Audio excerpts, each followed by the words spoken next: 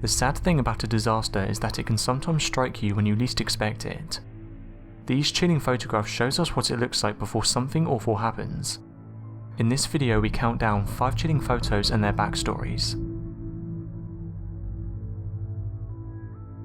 It was late afternoon on May 13th, 1981 when Pope John Paul II emerged from St. Peter's Basilica in Vatican City, ready for his weekly audience in the square. Thousands were waiting for a glimpse, a photo or perhaps even a touch from the adored spiritual leader of the Catholic Church. At about 4:50 p.m, the Pope stepped into the white open Jeep specifically made for him, known as the Popemobile, and rode around weaving through the festive crowd. At approximately 5:19 p.m, the Jeep stopped on the southwest side of the Basilica steps.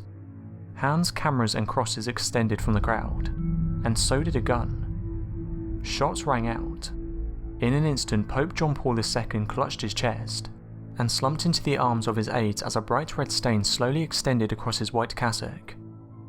Pope John Paul II had been shot. The shooter, Mehmet Ali Adka, was immediately seized at the scene as he attempted to flee the square. According to official reports, he kept repeating to the police that he couldn't care less about life. They also found a letter in his pocket that read, "I, Adka, have killed the Pope so the world may know of the thousands of victims of imperialism." Fortunately, the pre-written note was incorrect. Ultimately, he was not able to assassinate the Pope. Many years later, the motives or who put him up for it are still unknown. The 1981 attempted assassination of the Pope remains clouded in mystery and conspiracy. Details about Mehmet Ali Adka's early life are musky. He was born in 1958 in the Malatya province of central Turkey, about 200 miles from the Syrian border. Throughout his youth he was known as a petty criminal, and was likely also a drug smuggler between Turkey and Bulgaria. Sometime in the mid to late 1970s, he reportedly became a member of the Grey Wolves, a Turkish terrorist organisation that may have relied on the financial backing of the Turkish mafia. 2 photographs tell the tale of the horrific scene. The first one shows the Pope reaching out into the crowd as hands and cameras push forward. On the far right of the picture is a hand clutching a gun, pointed directly at the Pope. No one but the camera notices.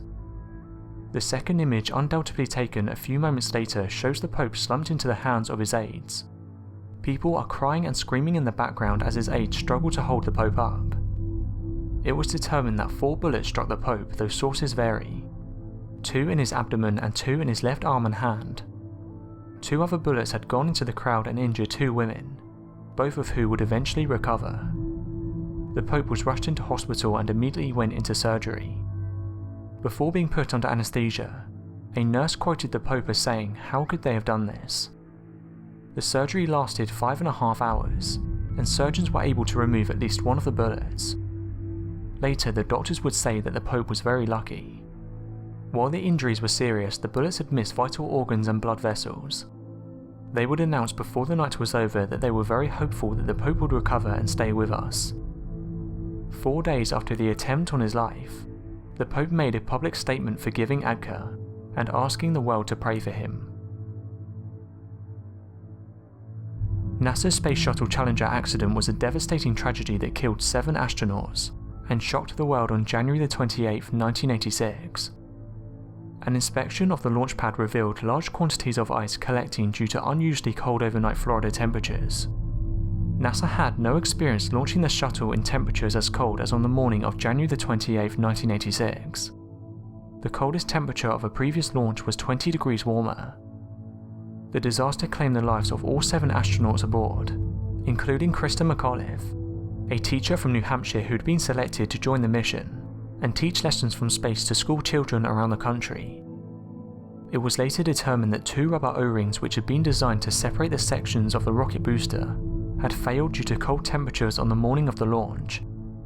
The tragedy and its aftermath received extensive media coverage and prompted NASA to temporarily suspend all shuttle missions. The mission's launch from Kennedy Space Center at Cape Canaveral, Florida was delayed for 6 days due to weather and technical problems.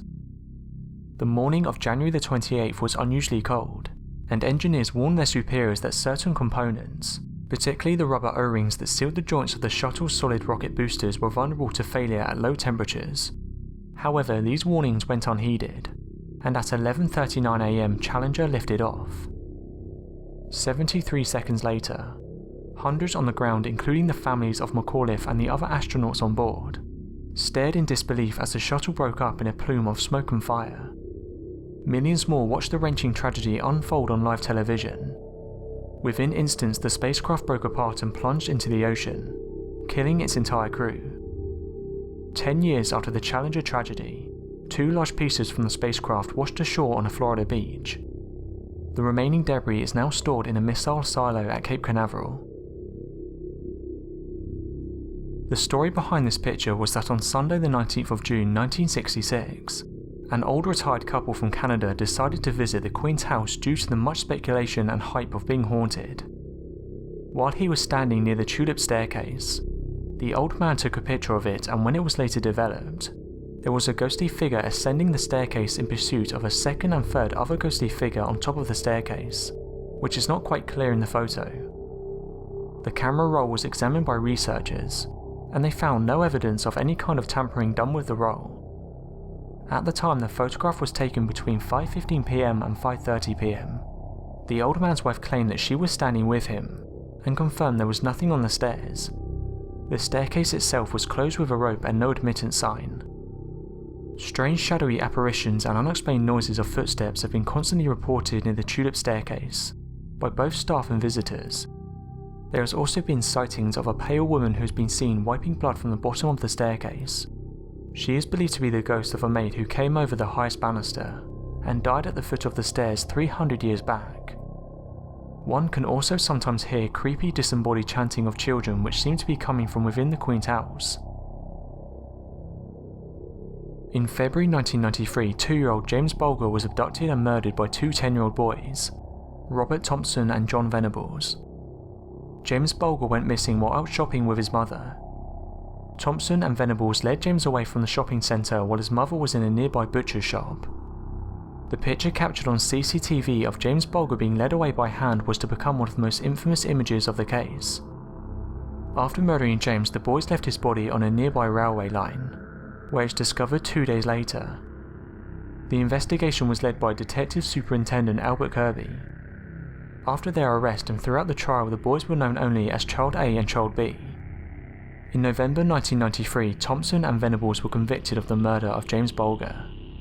The boys were named by trial judge Mr. Justice Morland and sentenced to secure youth accommodation with a recommendation that they serve at least 8 years in jail.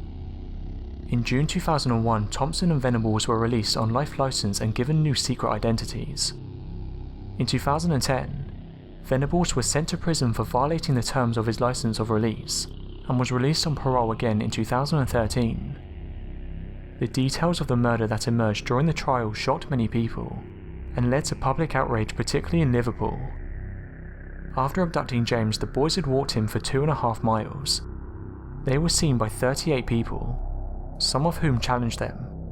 The boys claimed that they were looking after their younger brother, or that James was lost and they were taking him to a local police station. On the 26th of December 2004, a tsunami occurred in the Indian Ocean. It was the result of the Indo-Australian plate subducting below the Eurasian plate.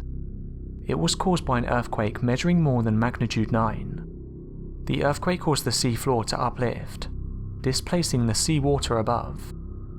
Tsunamis can extend inland by 1,000 feet or more. The enormous force and weight of so much water sweeps away almost everything in its path.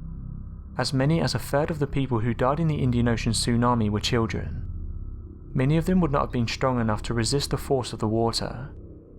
Many people were crushed by debris or when the sea held them against structures. In India, a man told the Associated Press how he saved his village of some 1,500 people, because he recalled watching a National Geographic television documentary about tsunamis, and remembered that when the ocean receded it was a sign of danger. He sounded the alarm and led people to high ground, saving almost the entire village.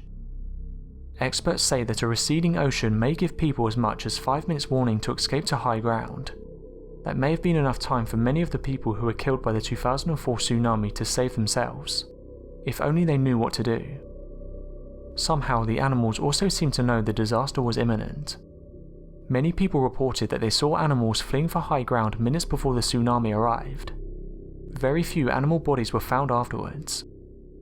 The Indian Ocean tsunami destroyed thousands of miles of coastline, and even submerged entire islands permanently. 2 million people were made homeless and 250,000 people died, including this individual who was struck by the incoming wave. Across the world, the magnitude of the disaster and the scale of the suffering prompted a new wave, one of sympathy, support and assistance for the people affected by the tsunami. So that was 5 chilling photos with disturbing backstories. Thanks for watching, and don't forget to subscribe for more countdown videos.